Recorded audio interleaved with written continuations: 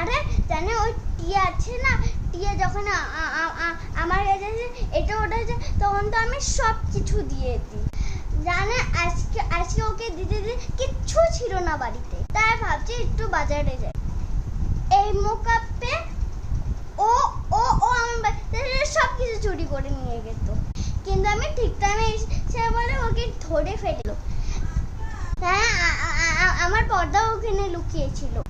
ও টিয়া আমার বাড়িতে এসে তো ওড়ো ওড়ো ওড়ো করছে।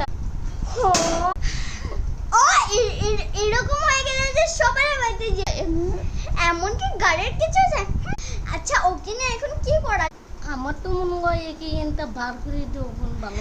আমি তো ওটাই কালকে সকালে একটা মিটিং রাখছি তো, ওটা দিয়ে কি বার করবে নাকি? বলে ঠিক আছে ম্যানেজার, আমি আসি, কালকে দেখা হবে।